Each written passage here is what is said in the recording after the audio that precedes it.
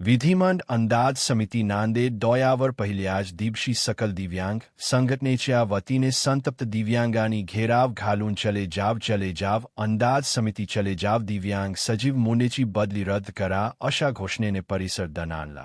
नांदेड जिल्हा प्रतिनिधी सकल दिव्यांग संघटना दिव्यांग वृद्ध निराधार मित्र मंडळ महाराष्ट्र बेरोजगार दिव्यांग कल्याण कृती संघटनेच्या संयुक्तपणे नांदेड जिल्ह्यातील अनेक प्रश्नांवर जिल्हाधिकारी दालनात धरणे आंदोलन आयोजित करण्यात आले होते।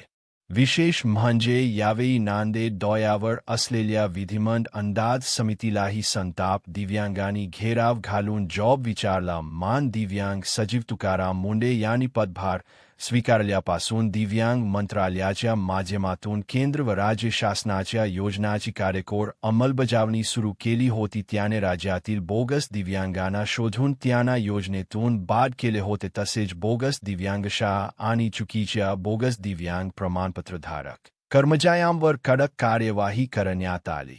अशा कर्तव्यदक्ष अधिकाऱ्याची बदली का केली? जॉब विचारण्यात आला। आम्हाला गुंडगिरी नको तर आम्हाला मुंडे सारखा अधिकारी हवा।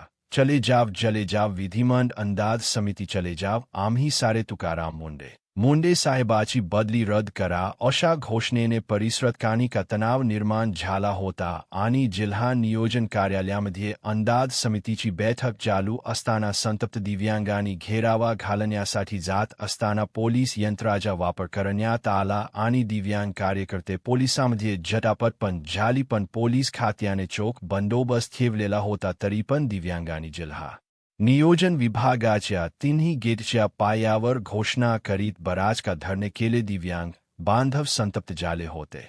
त्यावेळी पोलीस प्रशासनाने मध्यस्थी करून विधिमंडळ अंदाज समितीचे अध्यक्ष अर्जुन रावजी खोतकर हेमंत पाटील जिल्हाधिकारी राहुल कर्डिले साहेब आंदोलनात स्थि येऊन आंदोलनस्थी भेट घेऊन निवेदन स्वीकारले। चर्चा करून मुंडे साहेबांची बदली रद्द करण्यासाठी आम्ही मुख्यमंत्री सोबत चर्चा करण्याचे आश्वासन दिले असता दिव्यांगांनी आताच मुख्यमंत्री साहेबांशी बोला असे म्हणतात खोतकर साहेबांनी मुख्यमंत्र्यांशी संवाद साधण्याचा प्रयत्न केला असता पण संवाद होऊ शकला